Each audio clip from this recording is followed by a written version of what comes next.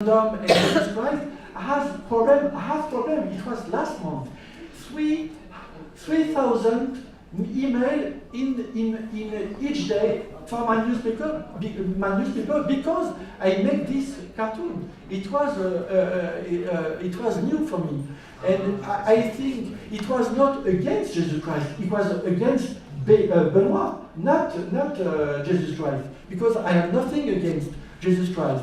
It is also about Benoit. Fuck you. Ah yes, but without and when he is in trouble, he come down everywhere. He's a poor guy. Chapat from Switzerland, he drew also about Hezbollah. I like very much, and he works a lot with Kofi Annan. We have a meeting next week in Geneva with Kofi Annan. Oh, a view, it is not my view. It is a view of Shai Sharka from Israel. It is not my view, but I like very much the view of the other. The view of Europe with Zeus in cow like that, and his view is Europe is with the Muslim. Our symbol, logo of Europe is a Muslim symbol. It is the view of an Israeli cartoonist. And it is very interesting because with this cartoon we can speak and think a lot. It is a girl from Buenos Aires. Oh, I like very much a man who made needlepoint. It is. I like very much because I was with Kofi Annan. I present this cartoon with the girl from Buenos Aires. She drew this cartoon. His name is Anna von Robert, and he was shocked. Kofi Annan said, "Oh, what is that?" Because it's a view very interesting, and it's a good view because it's a picture drawing by a girl. It is very interesting. And it is a guy from Turkey, Turan Selçuk. It is a view. He has problems sometimes. And I remember last year he drew a pig with a veil. You imagine the problem in Turkey. A girl from Ramize, she is from Turkey, and she is every day she draws in his newspaper in Istanbul. Yes. And it is forbidden to do that in Grekish because he had a is from Vienna in Austria. He drew this cartoon about Jesus Christ on the sea, and he has a problem with the Orthodox Church. If he put a foot in Athens, he go in the jail, he go in prison. It is an integration. What is a censure? In censure, I had a meeting in New Orleans with a guy. He was before in San Diego in California, and he drew a thong, a baggy like that. And the chef editor tell to him, "Oh, it's too big that you make shorter." And he drew after more shorter, but he was fired because this cartoon was fired.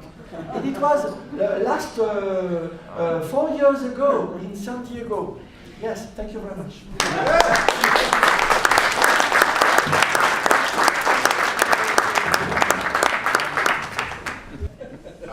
And first of all, I'd just like to thank our Norwegian hosts and also congratulate you on avoiding having European elections, which I shall be covering at the moment in London, and I'm very pleased I'm also rather grateful I'm not covering the collapse of our government.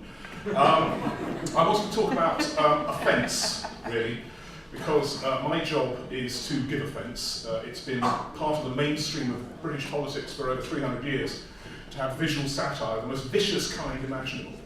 And the durability of that tradition is evidenced by the fact that in, I think it was 1786, the French ambassador at the court of St. James in London wrote to Versailles saying that this country is on the verge of a revolution. You should see these truly appalling and disgusting and degrading satirical images portraying the British royal family. They are about to have a revolution, and of course exactly the opposite happened, because we've tolerated this kind of filth for 300 years. Anyway, my job is to give offence, but it's actually to give offence and make people laugh at the same time. And I produced this cartoon when John Paul II died. And I thought it was actually quite a sweet image. It was quite a sort of cuddly image with a sort of stupid joke in it as well.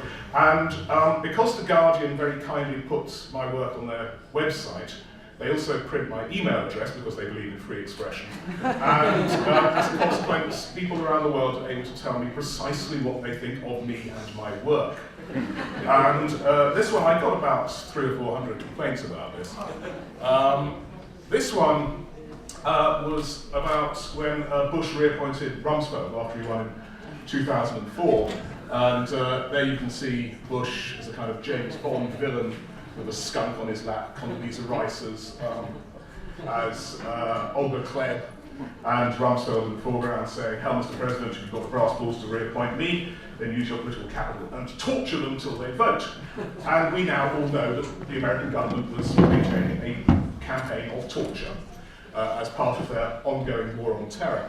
Now, I had already done quite a few anti-Bush cartoons which appeared on the Guardian's website, and I started to receive volumes of hate email. They usually started off, "You miserable, limey asshole, if it wasn't for us, you'd be speaking German." And I used to begin with, reply to these, to say, "I'm terribly sorry, you're sending this anonymously from somewhere in the Midwest, you know nothing about European history, you don't understand that America entered the Second World War about 5 months after the Soviet Union. If you hadn't entered the Second World War, there would have been no Second Front on D-Day in 1944. The Red Army would have swept through Europe, would have conquered Britain, I'd be speaking Russian, and you would have lost the Cold War in 1957. And then they emailed back saying, "Fuck off, you miserable lying ass." Having received, sorry, I'll just go back to that one. Having received quite a few of these, I then actually deliberately put in the sort of Nazi armbands with crosses in them, so they're sort of Nazi Christians, just to annoy them as much as possible. And I got about 3,000 or 4,000 hate emails. And I traced these back to a neocon website called Little Green Footballs, where they published this cartoon, and they ran it on their website, and they said, "Why don't you give this guy a piece of your mind? Remember, be witty, not shitty." And one of the emails I got, and please forgive me for the language, started off, and this was a couple of months after my much beloved stepmother died, "When you finished scraping the maggots out of your whoremother's cunt," and then went on to describe how I would regularly rape my children, having finished raping Arab boys, because clearly I was in the pay of Islamo-fascists. Now, it's interesting that the response is so visceral. There were some pretty compelling death threats in there as well. That the response to what is basically a stupid drawing, but it's also an entirely justified part of the political discourse of kind of the oppositionism, which is what cartoons and what visual satire should be about. It should be not just holding truth to power, but it should be laughing at power as well, to keep it in its place. It's good for them, it's good for us. But the visceral response is extraordinary. That the response to this cartoon was even worse. Now, I concede I made a mistake in this cartoon, which was published during Israel's disastrous incursion into Lebanon. I should have painted the Stars of David blue to make it absolutely clear I was talking about the state of Israel. And it was a very vicious image about a very vicious campaign, where as a consequence of that disastrous incursion, the Israeli defense minister resigned. There were protests in Tel Aviv by members of the Israel Defense Force because of the overreaction and the bad way this campaign was handled. I was subject to a concerted email campaign as a result of this cartoon. I got about 10,000 emails in the end, most of which could be boiled down, interestingly enough, to the following statement: "Fuck off, you anti-Semitic cunt." Several of these were signed by rabbis, which was quite endearing. And of course the point was not to tell me to fuck off or call me a cunt, but to call me an anti-Semite, and I'm not an anti-Semite. In fact, I'm exactly the opposite of an anti-Semite, I hope. But it's part of a tactic used by people of whatever group and whatever opinion, whatever their politics is, which has become more and more potent, which is to actually use taking offence as an aggressive weapon. And particularly with regards to visual satire like this, because you receive this information very, very quickly. It's very visceral, it goes straight into the back of the reptile brain. And so it has a potency which the written word doesn't have. And it's interesting, the Israeli ambassador in London wrote to The Guardian